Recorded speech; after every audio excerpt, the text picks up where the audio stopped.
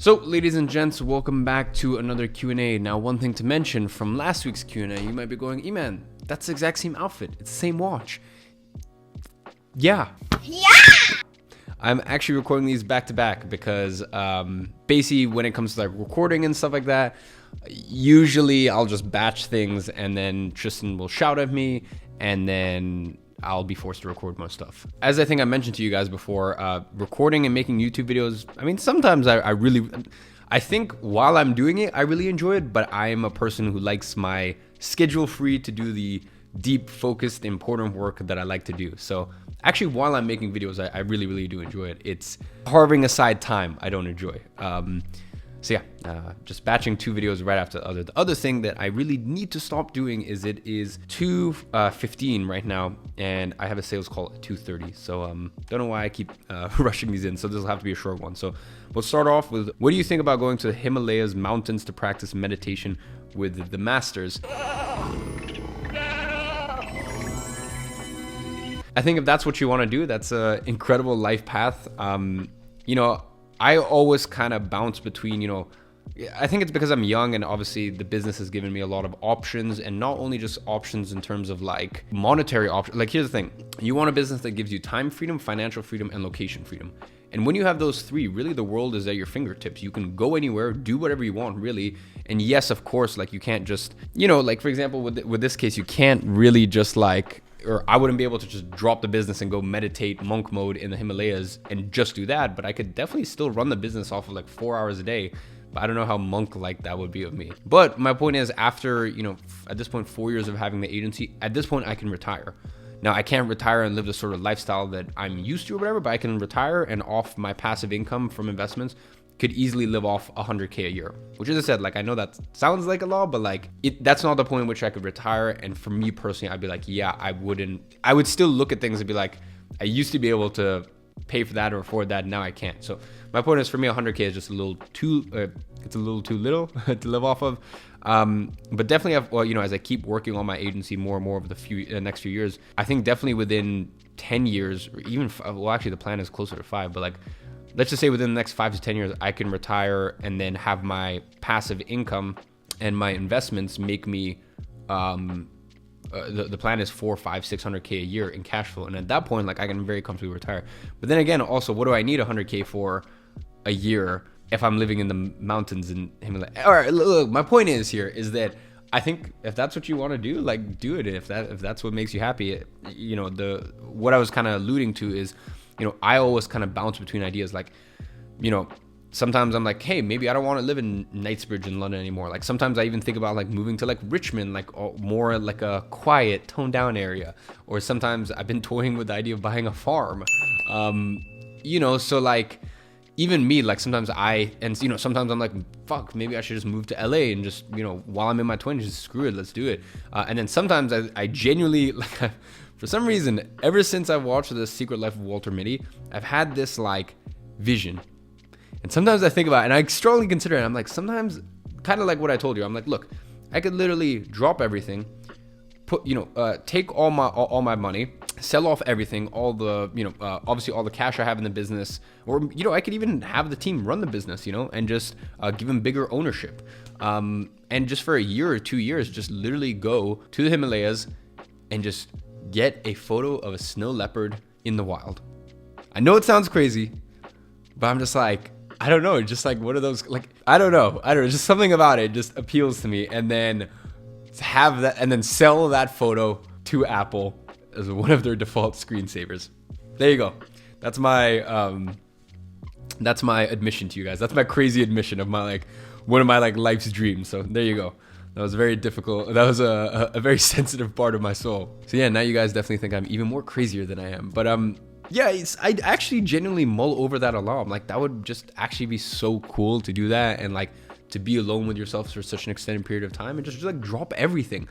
So look, my point is, do whatever you want. I think every single person listening to this should have that critical mass where at that point they're like, I can retire comfortably and never have to worry about money again. For me, it's 6 million invested, because I know with 6 million invested, actually it's close around 7 to 8 million invested. So that doesn't mean like property portfolio or like the portfolio of my, or the total value of my portfolio. That means like equity invested, because at 8%, or sorry, at 7 to 8 million at 8%, in 8% yearly in terms of cash flow, that's an amount where I could live off and I'd be comfortable, and like I would not ever feel like shit, I can't live the life I want to because of money, because like it's more than what I spend right now.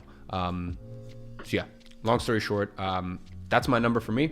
I'm working towards it every single day to have that invested in cash. Keep in mind, I have to make that money after tax to be able to invest that money.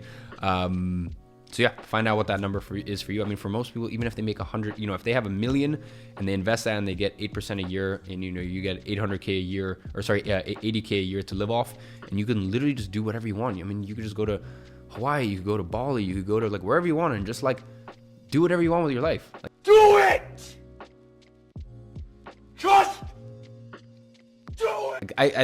Here's the thing. I know when I get to 7 to 8 million pounds invested, and it's producing that sort of cash flow for me, I know I just won't stop, because like I love my work and I love business. But at that point, I'm like, that to me, that would be like the ultimate point of freedom, because I'm free right now. And as I said, I could take all the cash I have invested and I could sell my watches and sell some of my stuff and invest 1.5 to 2 million after tax and everything said and done and sold, and invest that 1.5, 2 million and still live comfortably, have 150K a year that I could live off of. But like, I don't know, it's not like that number where I'm like, this is solid. So my point is, find that number for you, and I think work towards it every single day. Because then you can have like true freedom of like, you can do whatever the fuck you want. Next question is, why do you think we should wait until we're making $20,000 a month for running ads for the agency? Just wondering, as I live in Mexico and CPMs here are really cheap. That's the caveat, and I talk about this all the time with copy-paste agency members. We have CPA students that are in Italy, that are in, like, we have one in Romania killing it, one in Portugal, and like we have one in Brazil. I was speaking to one yesterday from Norway, and I give them all the same advice, because as you said, CPMs are so much lower and it's so much less competitive. Look, the thing is, I mean, for agencies, it's funny, a lot of agencies don't even run ads for their own agencies. So for agencies, it's a lot easier to be successful at advertising to get clients that, compared to, say, for example, an info product, it's a lot less competitive. And then it's even less competitive once you start going outside of the English market. The English market is the most hyper competitive one. So that's why I tell students in copy-paste agency, wait till you're making around 15 grand a month organically, and then bite the bullet and, spend anywhere from 150 to 300, depending on your market, for a call booked, with obviously no guarantee that you're going to close that client. I tell students, be willing to spend $1,000 to $2,000 to acquire a client for your agency, but that's fine considering the lifetime value of them. And even if you just take a look at the 3-month minimum, it's very profitable to advertise for an agency, but also it takes a bit of tweaking and you're putting a bit of money on the line. Now, in your instance, for example, like the copy-paste agency students I have in like Brazil, Russia, we have one killing in the UAE, similar sort of thing. When they're running ads to their case study funnel, they're getting calls booked from anywhere from like 30 to 80 pounds consistently as well. So in your instance, if you're doing, let's say, even 6 to 8 grand a month, and you said you're in Mexico, then yeah, I'd definitely give it a shot. It's just, when I say 15 grand, it's for these students that are competing in the English market, because that's very, very tough. Next question is, have you ever thought about quitting SMMA? Of all my businesses, my agency is the one that I've never thought about quitting, because for me, it's just like, why would I quit such a low impact thing in my life?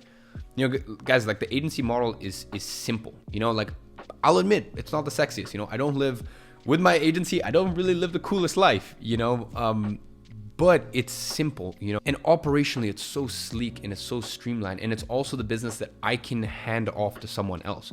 The goal with your agency is to get to a point where you have a right-hand man that has a percentage of profit share. And in full honesty, Danny, my chief marketing officer, that's the situation from next year. You want to have your media buyer or your, it depends what service you do. So your media buyer or whoever does your email marketing. Like, point is, the guy on your team that actually delivers the services. And as your team grows, this person becomes your right-hand man. And after a few years, you actually give them a percentage of profit share, not equity, not ownership in your company, but a percentage of profit share. So that way they're incentivized to grow it as partners with you.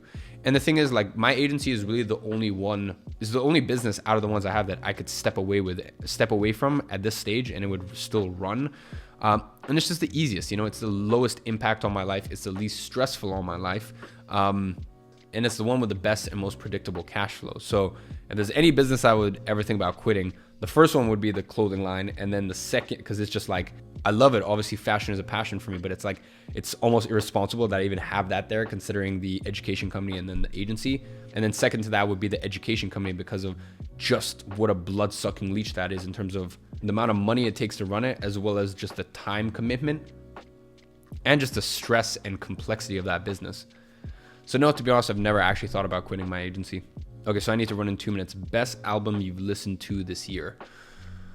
Okay, so I'd say like 70% of my music choice are like old classics. So yeah, that's like 70% of the time what I'm listening to. But best album that's come out this year, obviously I have to give an honorary mention to Brent Faiyaz. You guys know I've been like listening to him since 2017.